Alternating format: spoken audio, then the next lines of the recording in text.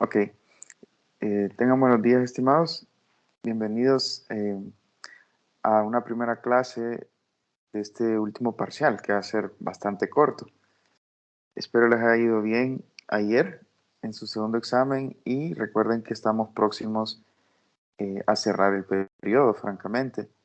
De hecho, solo tenemos esta y la próxima semana. Y Tengo una consulta. la próxima semana van a exponer ustedes, de hecho. Adelante, vamos. Eh, ¿Puede enviar las pautas? Fíjese que tengo una duda del primer ejercicio. ¿Cómo se hacía? Sí, si se fijaron, todos los Porque sí ejercicios, estaba muy eh, complicado ese primero y ni tenía ni idea cómo se hacía. todos esos ejercicios son de libre texto, de hecho. Entonces, por si quieres ir adelantando, si no estoy mal, el ejercicio que hicieron, el primero que comentas, la verdad está bastante sencillo, lo vas a poder apreciar. Eh, era, era sobre a ver, ¿de qué se trataba? Un segundo. Aprovechando la consulta, Juan José.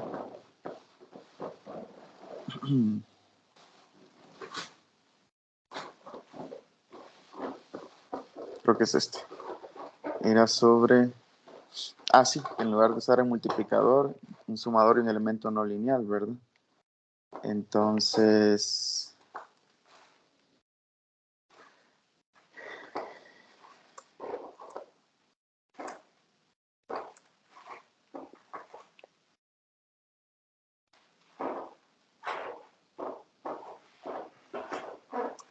Capítulo número 8.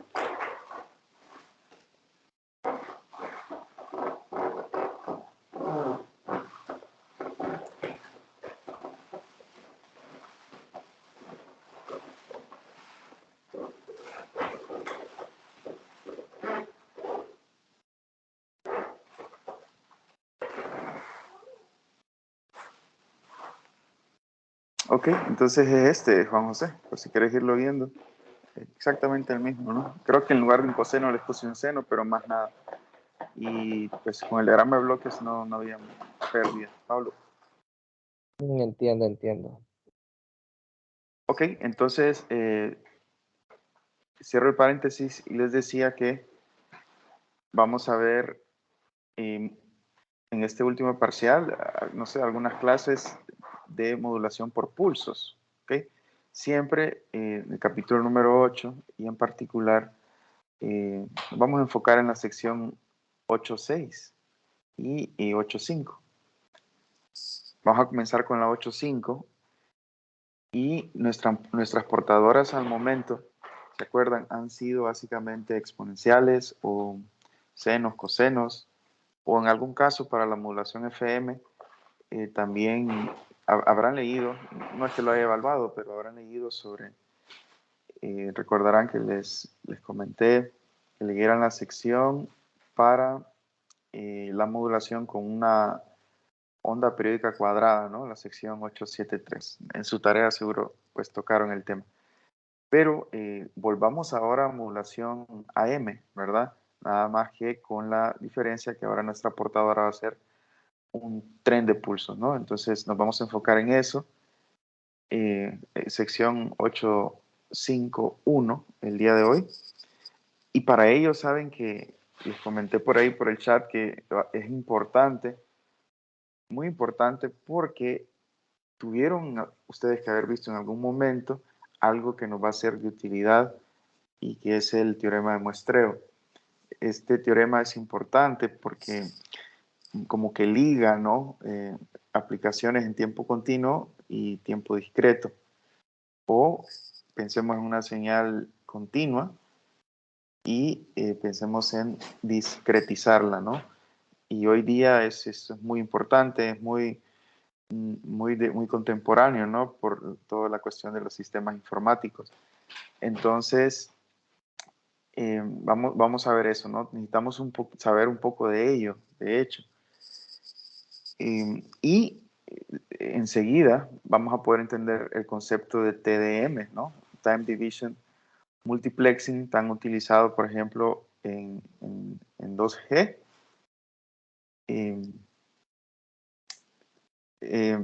Para telefonía móvil, me refiero a el red de segunda generación, GSM, ¿no? De telefonía móvil, ¿cierto?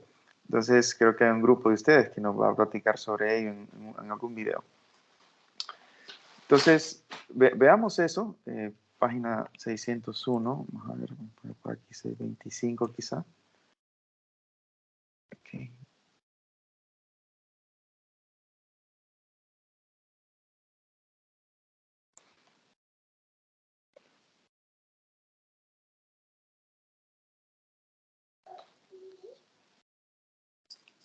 Okay. Entonces, esto, ¿no? Modulación de amplitud, teniendo como portadora un tren de pulsos, ¿de acuerdo?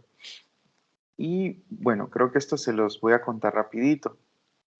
En efecto, hemos visto modulación con una portadora senoidal. Y quiero que nos enfoquemos en AM, ¿no? ¿Se acuerdan que AM era aquella modulación para la cual teníamos un producto, ¿no? Un producto de dos funciones. Nuestra señal que tiene la información, que le llamamos también señal moduladora XDT, y una señal portadora, que comúnmente le hemos asumido exponencial.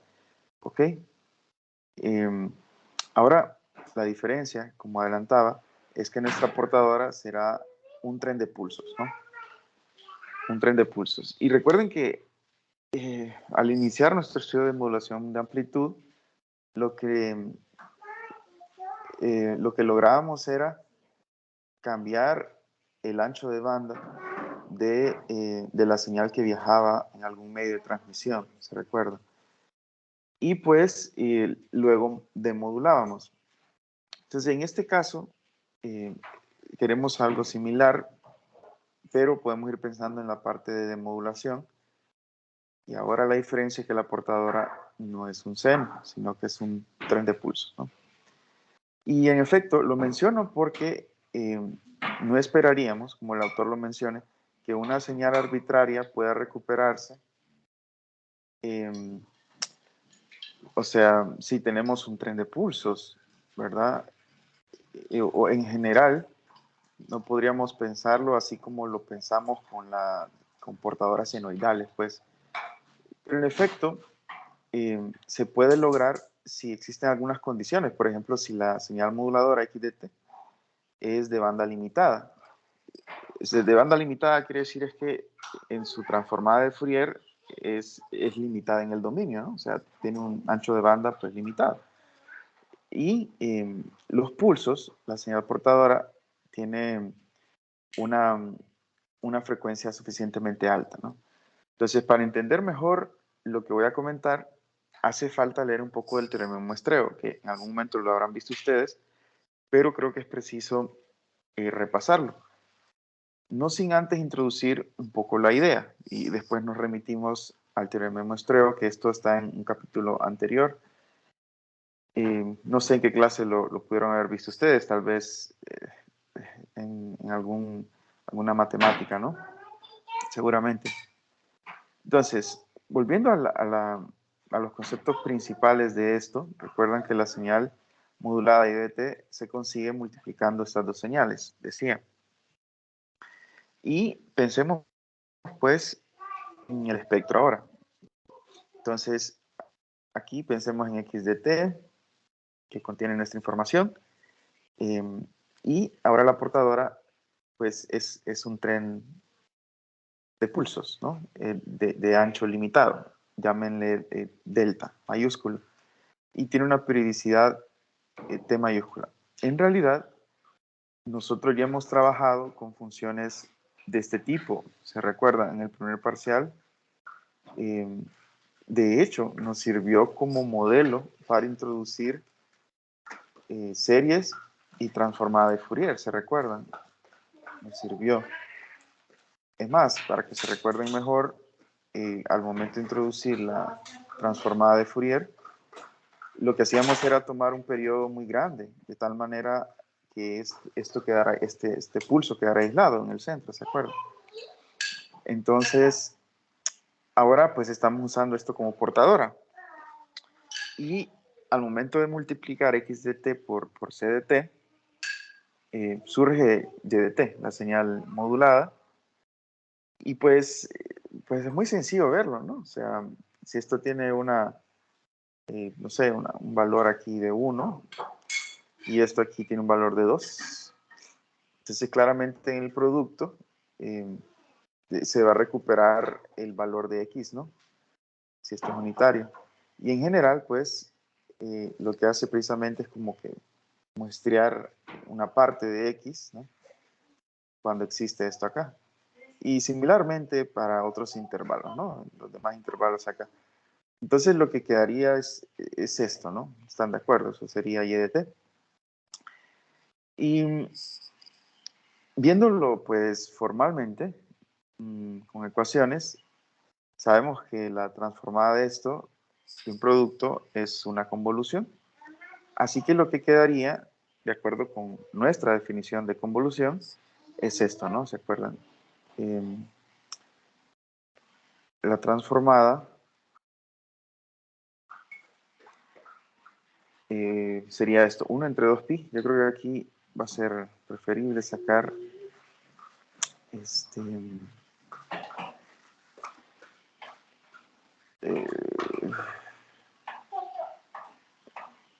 quiero sacar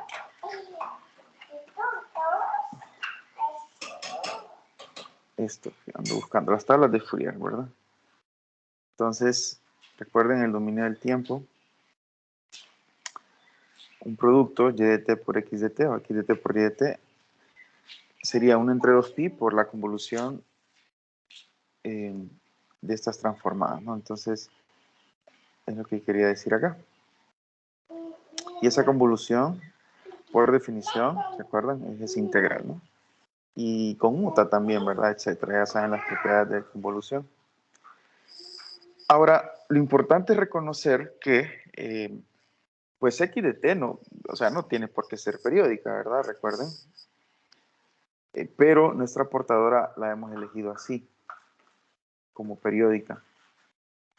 Y todavía más, cuando una señal es periódica, su transformada, ¿se recuerdan? Se puede poner como un tren de impulsos. Esto también lo podemos ver de las tablas de Fourier. Y veamos acá.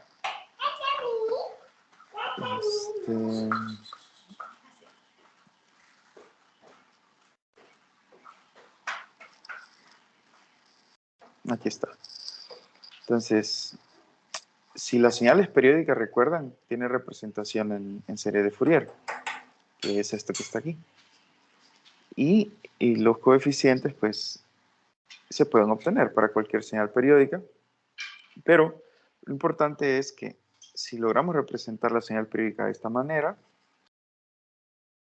entonces su transformada está dado por esto. ¿Ok? Así que pudiendo obtener los coeficientes de Fourier a sub k, de inmediato obtenemos su transformada, que lo importante es notar que es un tren de impulsos. ¿Ok? Recordando esto. Por ejemplo, recordamos el seno, o una función seno, o una función coseno. ¿Se acuerdan? Para el coseno o el seno, que tenemos es un tren de impulsos. De hecho, solo dos. Aquí está para el coseno, y aquí para el seno. ¿Ok? Entonces, en este caso, pues, la transformada de nuestra portadora, que es periódica, se puede expresar como un tren de impulsos, ¿no? Como 8.24 en el dominio de la frecuencia. ¿Okay? Entonces, bastaría, por supuesto, encontrar los coeficientes de Fourier de dicha señal. De suerte que, como he comentado, ya habíamos encontrado eso, ¿no? Es más, aquí el autor cita que fue en el ejemplo 3.5.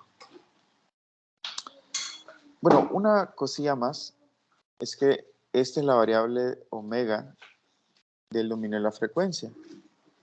Y omega sub c es la frecuencia de la onda cuadrada periódica, porque habíamos comentado sobre un periodo, ¿cierto? El espacio temporal entre esto y esto, ¿no? Por ejemplo, T mayúscula o entre esto y esto, etc.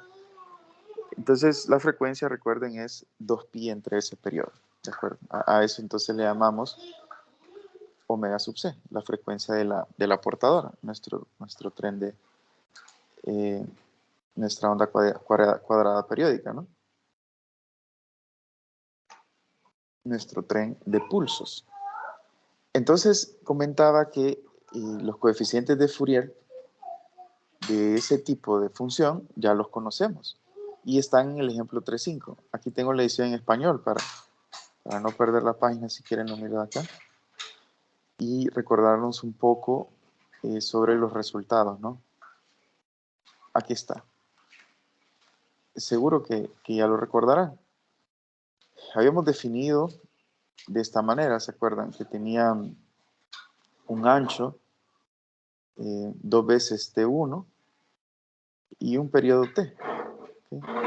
Entonces, en nuestro caso es una cuestión similar, nada más que al ancho se le ha redefinido como delta mayúscula. Esto. Y lo importante es rescatar los coeficientes. Lo pueden hacer en matemática, de hecho lo hicimos en matemática seguramente. Los coeficientes de Fourier, excluyendo el término de C, quedaban como 3.44.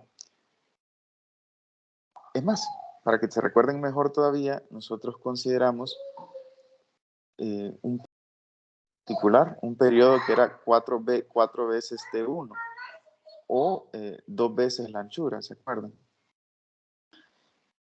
Y en tal caso, los coeficientes eran 3.45 y el coeficiente de C era 1 medio. El coeficiente de C, por cierto, el constante, ¿verdad? El de en medio, a sub 0, quedaba 2T1 entre T, ¿no? Entonces, si T es 4T1, claramente vamos a tener un medio, ¿no? Para ese valor de C, en ese caso particular. Ok, entonces, seguro que se recuerdan, ¿no? Y usamos este ejemplo, repito, para pasar al caso de la transformada, ¿no? En este caso estamos viendo los coeficientes de Fourier. Así que, copiando ese resultado, si lo comparan es el mismo, ¿no? Este con este. Solo que en términos de delta, ¿no? Recordando que C delta es 2 veces T1, ¿no? Acá. O T1 es delta medios. Se quedaría este resultado. Entonces, esos son los coeficientes de Fourier.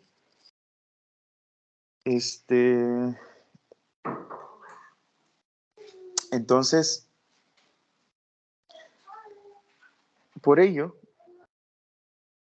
sabiendo eso, y al sustituir, pues, en 823, Y quedaría, miren que está sencillo, porque como aquí tenemos deltas, impulsos, y los metemos en esta integral, de inmediato nos recuerda, en efecto, el teorema del muestreo, claro, pero en el contexto de la delta de Dirac, ¿se recuerda? Entonces, lo que obtendríamos es esto que está aquí. O escudriñamiento, llamémosle, para no confundirlo con lo que vamos a hablar hoy sobre el teorema del muestreo. En realidad no es teorema, no en el contexto de la delta, sino que es la propiedad del muestreo, perdón, o de escudriñamiento, ¿no? Entonces, lo que sucedió aquí, repito, fue que al sustituir aquí en C, o sea, la transformada de la portadora, que es esto que está acá, entonces, al integrar con una función, escudriña, ¿verdad? O sea, ese producto, esa convolución, mejor dicho, pues lo que hace es que los valores de X existan solo donde existan deltas, pues, en palabras sencillas. Y por ello, pues, Y queda de esta forma. A sub K, conocido arriba, por la suma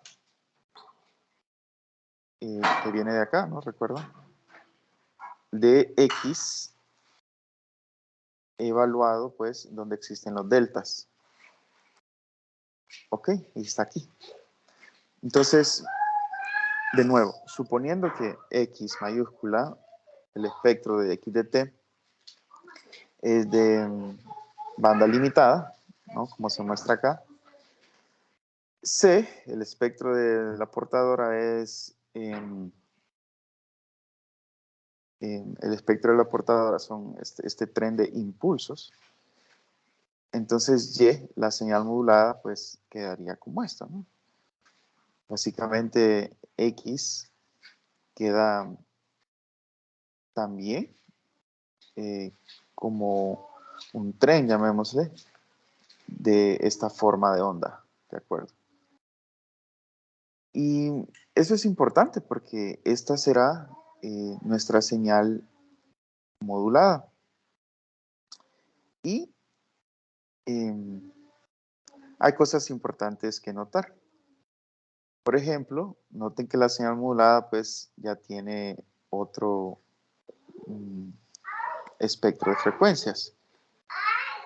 Y la otra cosa importante es que hay que pensar que si esta va a ser la señal que viajará en algún medio de algún canal de transmisión, hay que pensar cómo demodularla, ¿cierto? Cómo recuperar entonces la señal original que es X de T. Y para ello, lo que comentaba al principio, servirá hablar un poquito del teorema del muestreo. De hecho, lo podemos apreciar en el capítulo número 7, ¿no?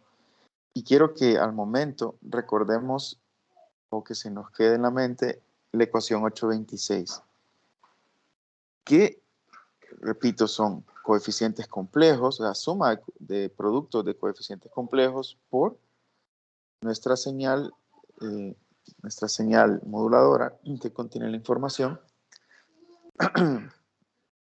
desplazada en valores donde existen las deltas. Entonces, miremos esta forma. Es importante porque lo vamos a comparar con lo que se obtiene en el teorema del muestreo. Entonces, el teorema del muestreo es algo muy usado hoy en día, ¿no? Y veremos las razones.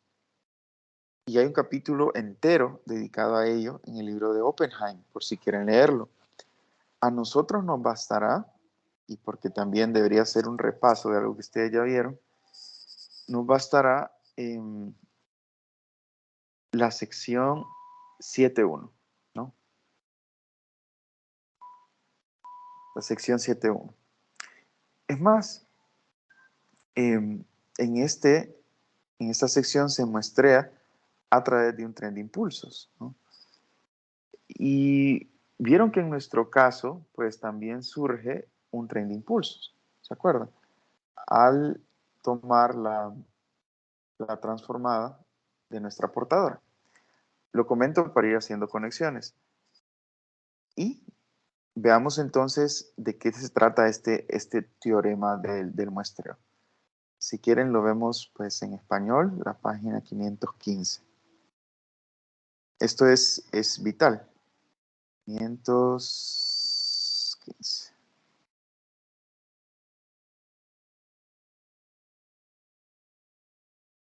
Ok. Capítulo número 7, teorema del muestreo. Ok, entonces es algo corto, ¿verdad? No nos va a llevar más de 15 minutos, pero es importante repasarlo o leerlo para quienes no lo conozcan.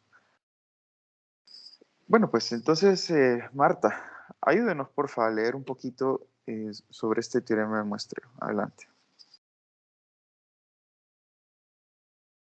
Marta Elena. Buenos días.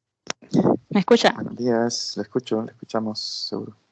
Bueno, bajo ciertas condiciones, una señal continua puede representarse y reconstruirse por completo partiendo del conocimiento de sus valores o muestras, en puntos igualmente espaciados en el tiempo. Esta propiedad, un tanto sorprendente, se deriva de un resultado básico que se conoce como el teorema de muestreo. Este teorema es en extremo importante y útil. Se utiliza, por ejemplo, en las imágenes en movimiento, que consisten en una secuencia de cuadros individuales, cada uno de los cuales representa una vista instantánea, es decir, una muestra en tiempo, de una escena que cambia continuamente. Bueno, Cuando estas eso se muestras son intuye muy bien, vistas, ¿verdad? Se intuye muy bien. Pensemos en las caricaturas. Perdón, Marta, adelante.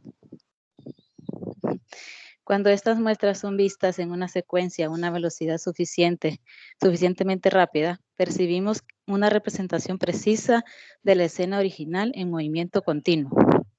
Otro ejemplo son las imágenes impresas, las cuales por lo general consisten en una fina malla de puntos, cada uno de ellos correspondiente a una muestra de la imagen continua, en el espacio que se representa en la impresión. Si las muestras están lo suficientemente cercanas unas a otras, la imagen parecerá ser continua en el espacio, aunque al verla con una lupa su representación en términos de muestras se hace evidente. Gran Gracias, parte de la Marta. Muy importancia bien. Entonces, perdón. Ya, está bien. Entonces, bueno, esto solo para ir intuyendo cómo realmente muestrear algo puede ser de utilidad. Pero veámoslo ahora en el contexto de señales. Víctor, ayúdanos, por favor. Gran parte de la importancia. Víctor José. Gran parte de la importancia del teorema de muestreo reside en su papel de puente entre las señales continuas y las discretas. Como veremos en este capítulo, el hecho de que bajo ciertas condiciones una señal continua se puede recuperar por completo a partir de una secuencia de sus muestras. Proporciona un mecanismo para representar una señal continua mediante una señal discreta. En muchos contextos, el procesamiento de señales discretas es más flexible y a menudo se prefiere el procesamiento de señales continuas. Esto se debe en gran parte al impresionante desarrollo. Perdón, disculpa, Víctor, ahí sí creo que lo dijiste mal. El procesamiento de señales discretas es más flexible y a menudo este procesamiento, el discreto, se prefiere al procesamiento de señales continuas. Se prefiere el discreto. Adelante. Perdón. Esto se debe en gran parte al impresionante desarrollo de la tecnología digital en las últimas décadas, lo cual da como resultado la disponibilidad de sistemas discretos de las últimas décadas. Sistemas discretos de bajos costos, ligeros, programables y de fácil reproducción. Así, el concepto de muestreo sugiere un método en extremo atractivo y ampliamente empleado en la tecnología de sistemas discretos para construir sistemas continuos y procesar señales de este tipo.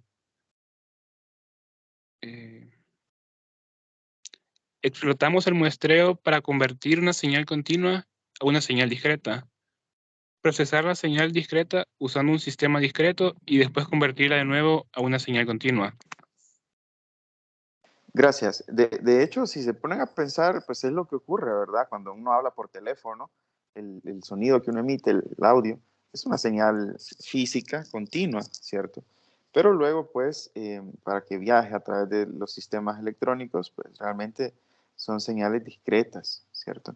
Y ya después, quien recibe la llamada, por decirlo así, pues escucha ya el audio continuo de nuevo. Pero lo menciono por esto, ¿no? Explotamos el muestreo para convertir una señal continua a una señal discreta. Procesar la señal discreta usando un sistema discreto y después convertirla de nuevo a una señal continua. Sí, finalicemos con esto, Víctor. En el siguiente análisis.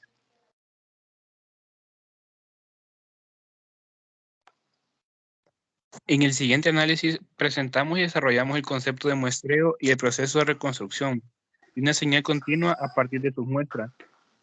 En este estudio identificamos las condiciones bajo las cuales una señal continua se puede reconstruir con una exactitud a partir de sus muestras y examinamos las consecuencias cuando no se satisfacen estas condiciones. Más tarde exploramos el procesamiento de señales continuas, que han sido convertidas a señales discretas mediante el muestreo. Finalmente, examinamos el muestreo de señales discretas y los conceptos relacionados con la decimación y la interpolación. Ok, perfecto. Entonces veremos que hay ciertas condiciones que deben cumplirse para que una señal continua se pueda representar fielmente con una discreta y luego recuperar la señal continua. Eso es bastante interesante. Y es de hecho lo que nos comenta el teorema del muestreo. Y fíjense que comenzamos con lo siguiente, ¿no? Representación de una señal continua mediante sus muestras, el teorema de muestreo. Y es interesante ver lo siguiente. En general, no deberíamos esperar que en la ausencia de cualquier condición o información adicionales, una señal pudiera ser especificada unívocamente por una secuencia de muestras igualmente espaciadas. Por ejemplo, fíjense que hay tres señales continuas, ¿cierto? X1, que es esta que está aquí, la gruesa, X2, que es esta que está aquí discontinua, o sea, la que está en guiones, mejor dicho, pero es continua, entiéndase, ¿verdad? Y X3, que es esta, que es menos gruesa en relación a X1. Bueno, entonces son tres señales continuas. Entonces, si ustedes se ponen a pensar, ¿qué sucede, por ejemplo? Pensemos primero en espaciamientos iguales, ¿no? T, 2T, 3T, aquí hay un error, ¿verdad? Etcétera. Entonces, pensemos qué ocurre con X1 en T minúscula igual a T mayúscula, ¿no? En X1 de T. ¿Tiene este valor? O X2 de T mayúscula tiene ese valor, el mismo. X3 evaluado en T mayúscula, el mismo valor. O en 2T, las tres tienen el mismo valor. Entonces, pónganse a pensar, si yo conozco los valores discretos, ¿verdad? X1, X2, X3 en T, 2T, 3T, etcétera, ven que tienen espaciamientos iguales y valores iguales. Entonces, ¿cómo voy a recuperar yo las señales originales a partir de eso? Todas tendrían como que la misma caracterización en tiempo discreto, en esos tiempos discretos. No puedo recuperar, está claro, ¿verdad? Creo que es lo que el autor nos quiere decir. Con esta condición. Claramente hay un número infinito de señales que pueden generar un conjunto dado de muestras. Sin embargo, aquí habla sobre las condiciones.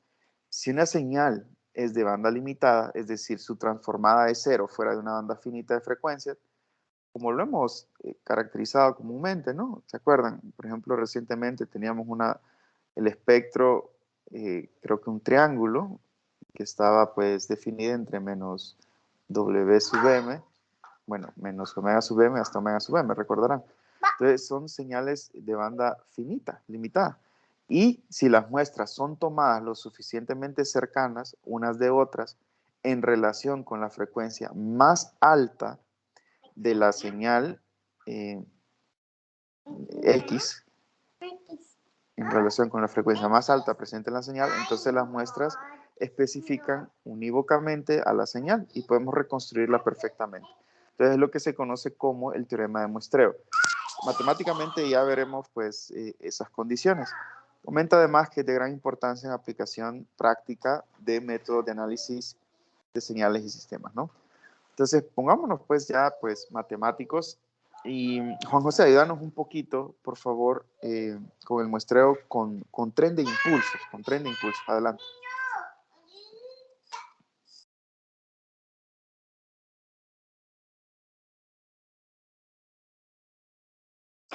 Ok, creo que Juan José no está. David y Ernesto, adelante.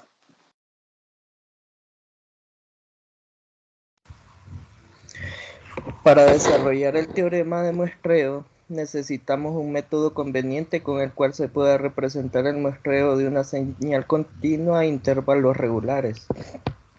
Una forma útil de hacerlo es mediante el uso de un tren de impulsos periódicos multiplicado por la señal continua x de t que deseamos muestrear. Este mecanismo, conocido como muestreo con tren de impulsos, se representa en la figura 7.2. El tren de impulsos periódicos PDT se conoce como la función de muestreo, el periodo t como el periodo de muestreo y la frecuencia fundamental de PDT, omega sub s igual a 2pi entre t, como la frecuencia de muestreo, en el dominio del tiempo. X sub PDT igual a X de t por PDT, donde PDT es igual a la sumatoria de n igual a menos infinito a más infinito de delta de t menos nt. Ok, bueno, entonces, en efecto, aquí recuerden lo que queremos muestrear es x de t y lo logramos a partir de una función periódica p de t, que en este caso es un tren de impulsos, ¿ok?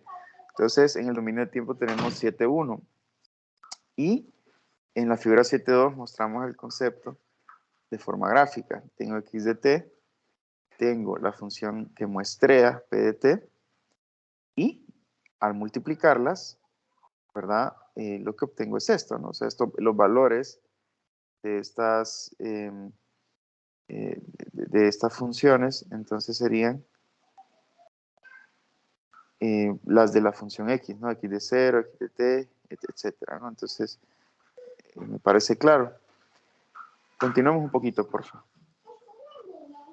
Debido a la propiedad de muestreo del impulso unitario analizada en la sección 1.4.2, sabemos que al multiplicar x de t por un impulso unitario se muestra el valor de la señal en el punto en que se localiza el impulso, es decir, x de t por delta de t menos t sub 0 es igual a x de t sub 0 por delta de t menos t sub 0.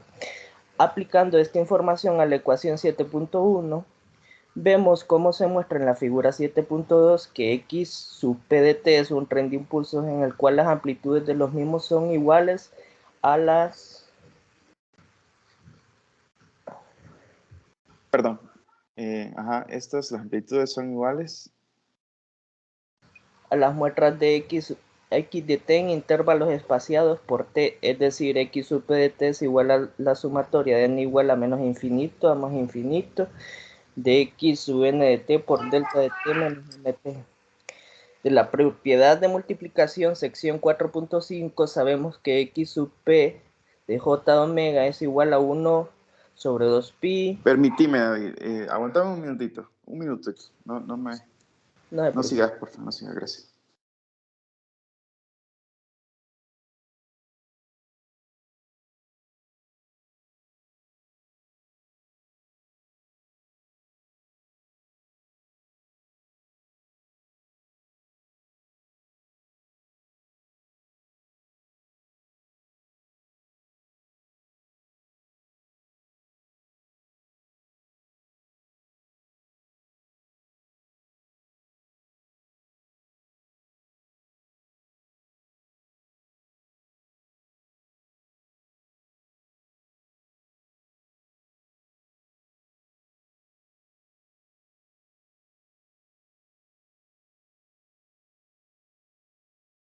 Perdón.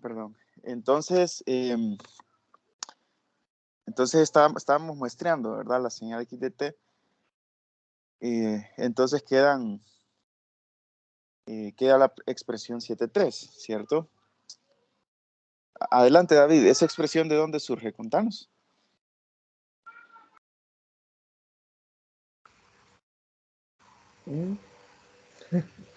Aquí me...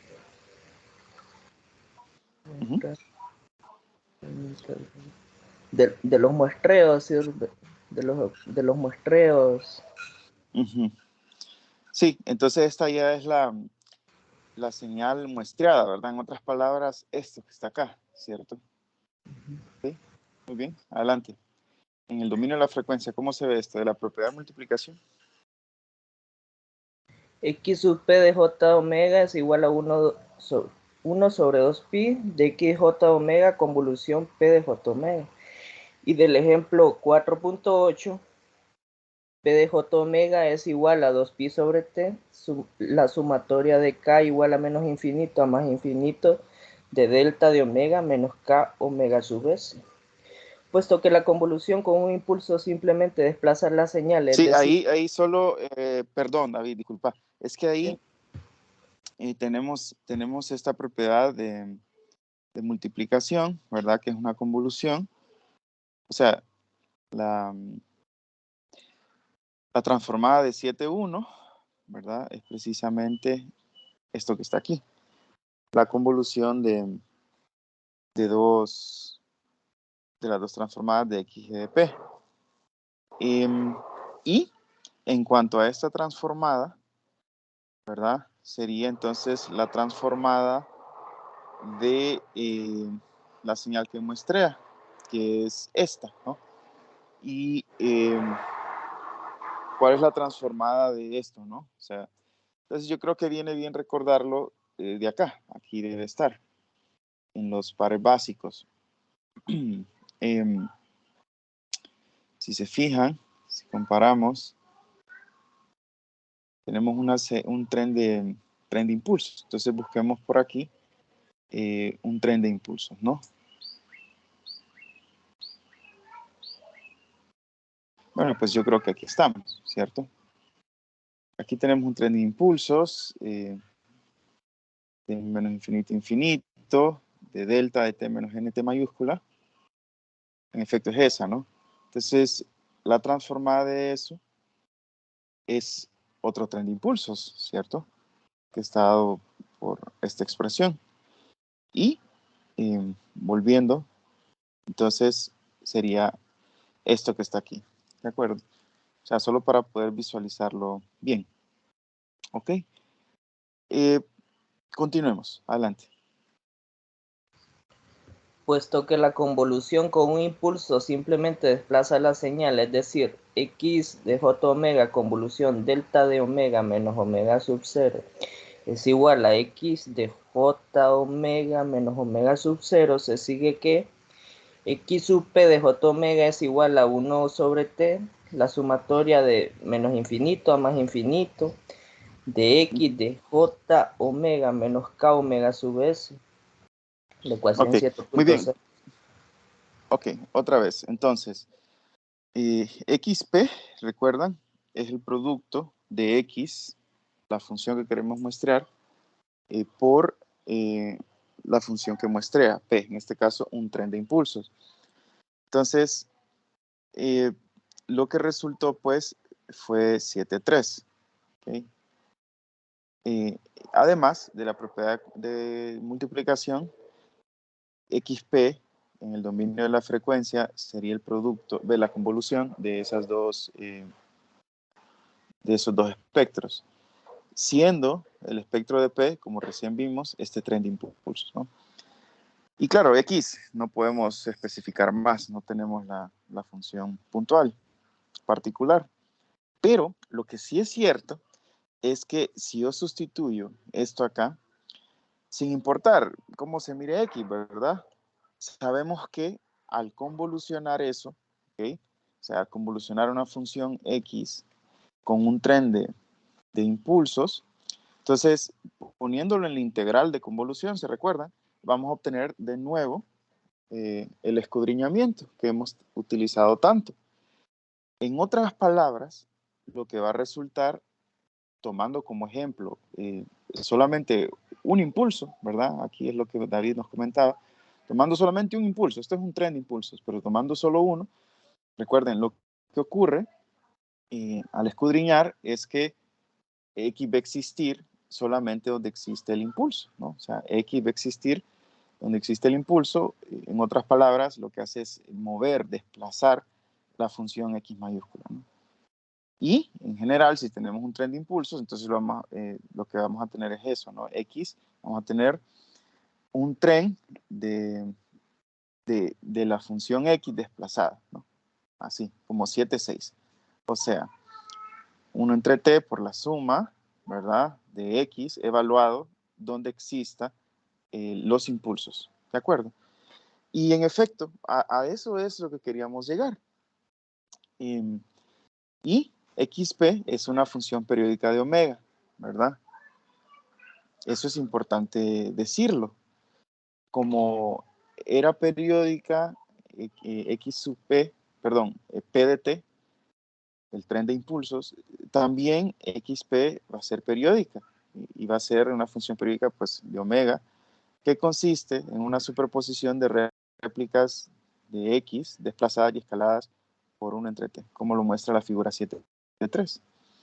Entonces, aquí está el espectro limitado de X, aquí está el espectro de nuestro tren de impulsos, que es otro tren de impulsos.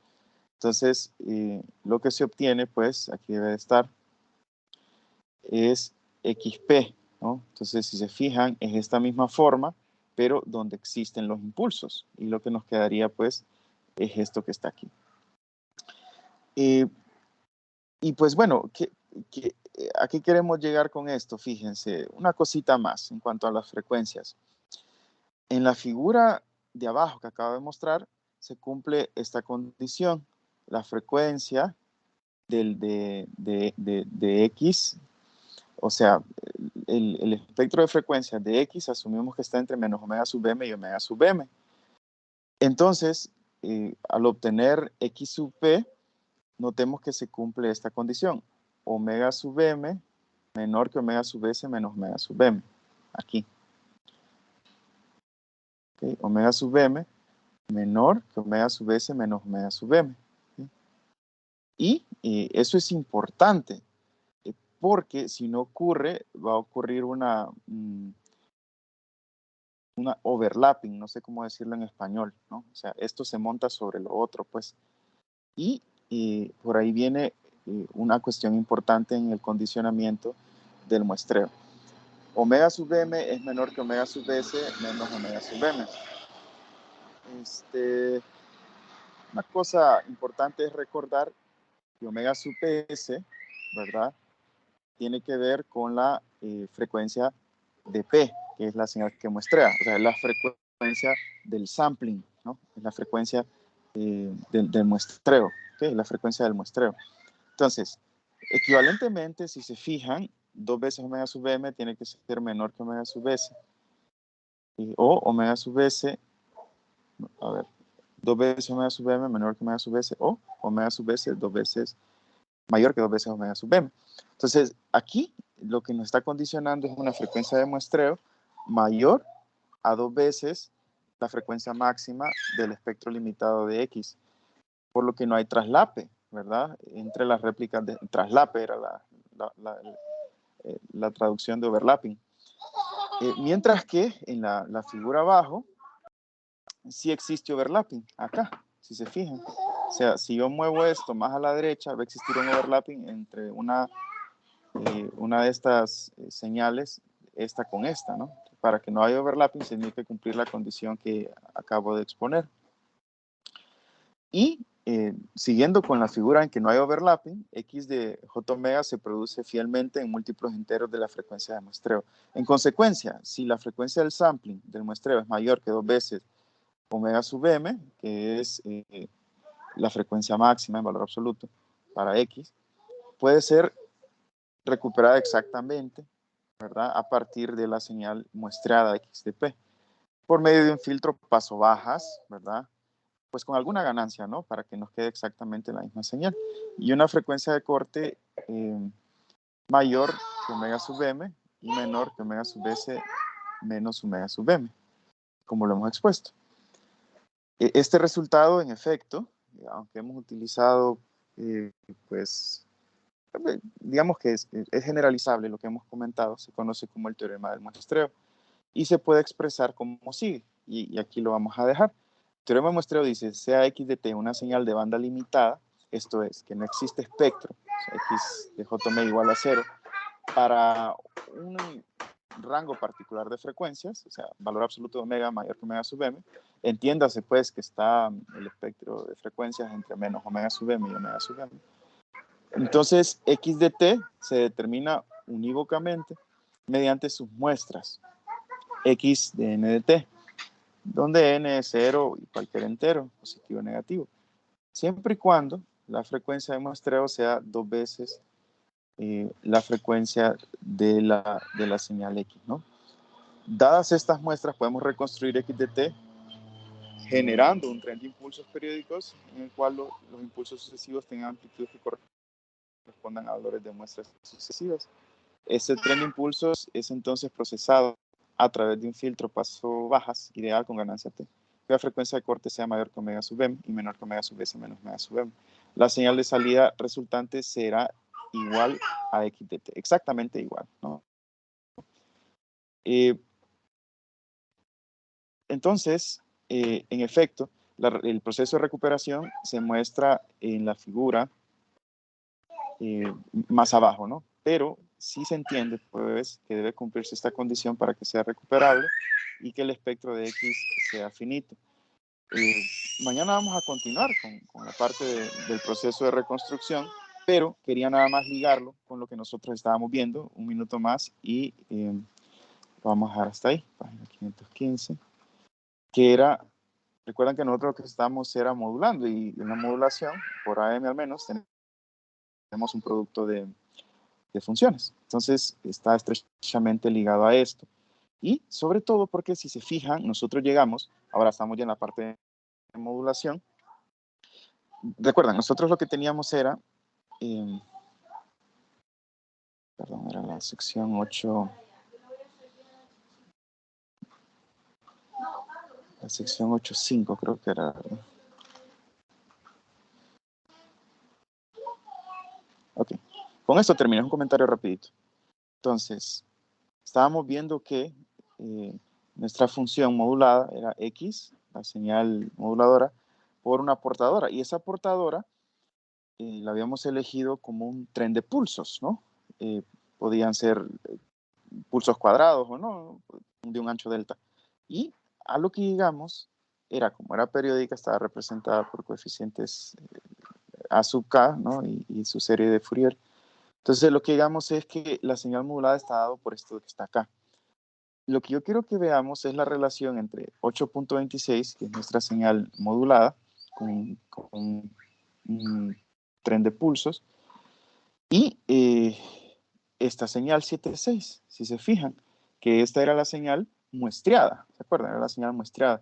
Si se fijan, 8.26, X de J omega menos K omega sub C, y 7.6, 8.26 y 7.6, son muy similares, ¿verdad? Aparte de este factor 1 entre T y A sub K, ¿no? Difieren que esta tiene un factor A sub K y esta tiene un factor 1 entre T. Por lo demás, lo que tenemos son la función X, que en este contexto, recuerden, era la señal que tiene nuestra información, nuestra señal moduladora, y en este contexto era la señal que quería ser muestreada, ¿se acuerdan?